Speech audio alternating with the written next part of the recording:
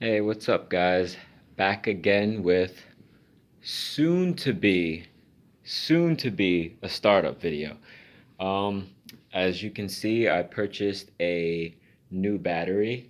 I also ordered the I don't know if you guys seen the other video. I didn't do the unboxing yet, but I have a full catback exhaust here from DNA, and I contacted them and I figured get the headers and the test pipe because I had headers. I have headers, two sets, one 4-to-1 and the other one is just 4-to-1, but I wanted to get a matching set, so I ordered it, and it's a good thing I did because come to find out the exhaust I actually ordered was not 2.5, it was 2.25. So I got 2.25 match test pipe, and the headers are obviously like the 175 to 2-inch outlet. So it's inlet 175 and then outlet 2.0, and then that connects to the rest of the 225 exhaust, which is still fine. I don't think I can find an actual header that by DNA that is a 2.25 exit. From what I've been researching, all of them come out to 2 inches, and then they would extend obviously the point 0.5 and then go from the test pipe back. But I wanted to upload this video because I got the battery in the car, and well, before we get to that, I figured out the whole map sensor issue with this year. Mine is a 93 Integra. The map sensor is mounted on the wall.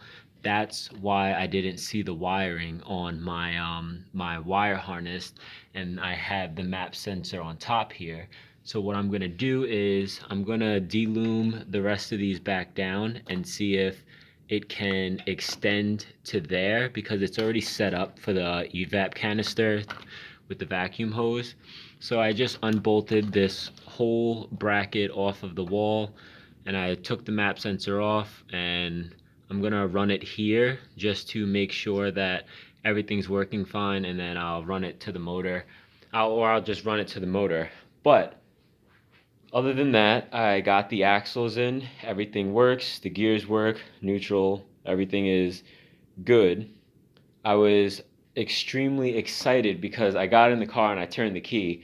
And the first thing was, when I turned the key this time, instead of the starter just turning and clicking and the relay just clicking, which I don't know if I mentioned that I was having an issue when I hooked up, I don't know where I put it, this battery charger starter to the car. It just wasn't giving it the 12 volts that the car asked for, and that's why the relay was just clicking. It wasn't getting enough power. Nothing was getting enough power. It was just enough to power the lights and engage the starter, but not enough power to actually give it that extra thrust to engage the motor.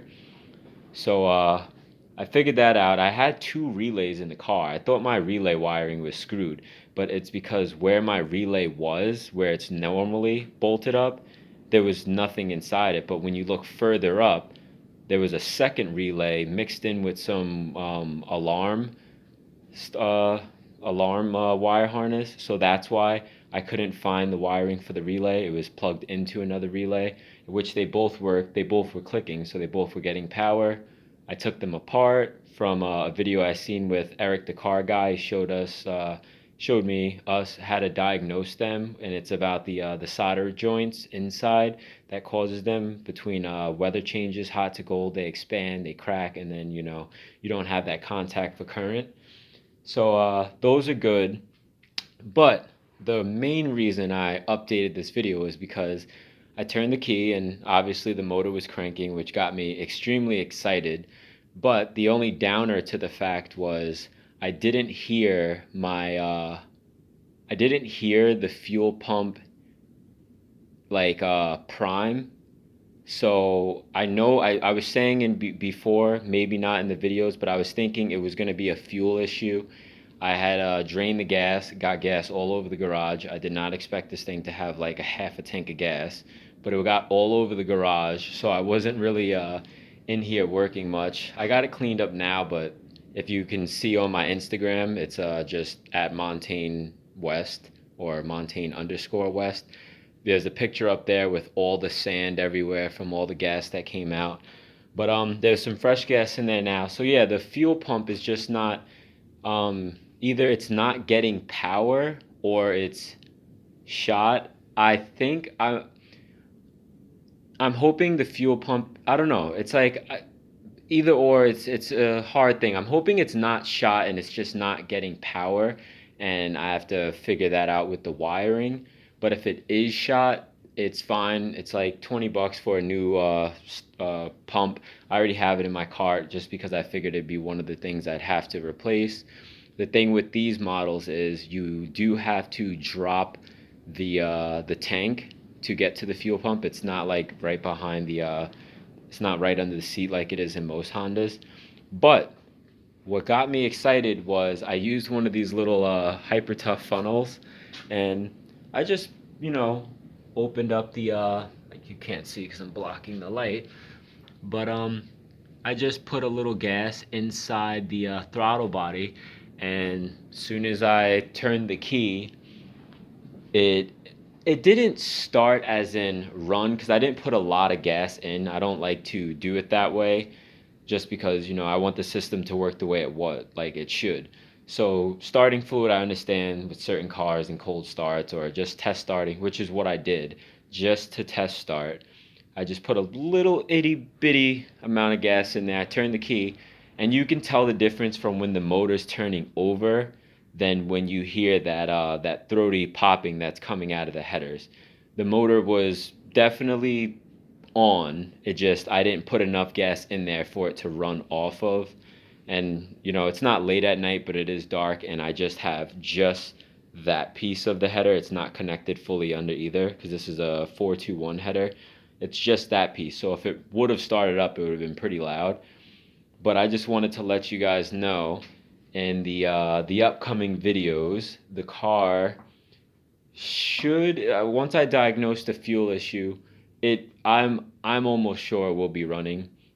I do have to do something with the brake. I think the one cable that I was supposed to flare, I didn't double flare it the way I was supposed to because the tool I was using, the oil got everywhere, the brake fluid, and it was like slipping, it wasn't really gripping, so I had to return it. I had a lifetime warranty, and the 3/16 that these are was kind of stripped out just from retightening and loosening, and so they gave me a free replacement, and I'm going to have to disconnect the top right one on just on that prop valve and reflare it, put it back in because I noticed the brake fluid was going down. I don't know if that's it just, finally settling into the system after it was bled, but I'll just redo that because I do have to redo the lines anyway because they're obviously not gonna be just sitting here all over the place. I want them to come out and curve flush to the wall. But what I can show you guys is that the motor turns over fine. I just put the negative terminal back on the battery. And get in. Sorry about this view.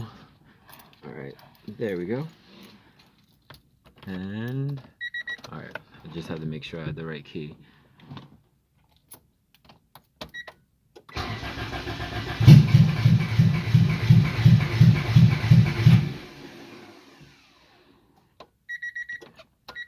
See, now you heard that that throaty sound? That's the motor saying I got fuel, but I don't got enough yet. So when you hear that sound, that's a very good sound. I know that sound because I've worked on engines like all my life. That's the motor. It's asking for gas, but it's not running driving. It's not like running. If I let go of the key, as you guys seen, it obviously just shuts off. But that sound is it actually getting that little bit of spark with the gas, causing a little bit of a burst, getting a little bit of a explosion, getting that air out of the exhaust. Usually you just hear that just the motor turning over, nothing's doing anything. just sparks inside an empty cylinder. But so you guys heard it. I was hoping that you guys would be able to hear the sound difference, but you definitely had to have heard that. I'm just extremely excited that this project's finally coming together, and I stuck it out because I was ready to just. I wasn't ready to get rid of the car, but I kept getting like that depression, like damn, when is this thing gonna be running? I did figure out the paperwork thing that I'm gonna do. The car should be registered through the state of Vermont in the next 2 to 3 weeks. I'll have plates, and I will be running antique plates. And then once it goes through the inspection, then whatever. But the plates look cool. I like them, and you can still drive it on the highway and everything. But I could register it as an antique because it is 25 years old. So I'll be doing that soon. And if you guys have any comments, leave them in the comment section. If you like this video, give it a thumbs up. If you haven't subscribed already, hit that subscribe button and click that notification bell for notifications on updates. After this, after the car is running, then it's going to be, little tweaks with the body work. I do want to upgrade my content because you guys haven't even seen me in these videos, but that's because I'm always holding the camera. So, I'm not trying to rotate it and drop it and all that. It's my phone. I'm not trying to screw it up. But I will be using another camera that I had purchased before, or just getting a stand for this phone, or upgrading the phone because these new phones have insane cameras. But I do want to get better content, which is so you guys can actually see me and what I'm doing, and I can actually take you along opposed to just updates. I'm just doing the updates because I'm trying to get the channel off the ground and not trying to do too much because I'm not trying to get overwhelmed. So for right now, this is where it is, and soon it'll be better and improved. But for right now, this is where the car sits. Everything's good in the car, shift linkage, all that.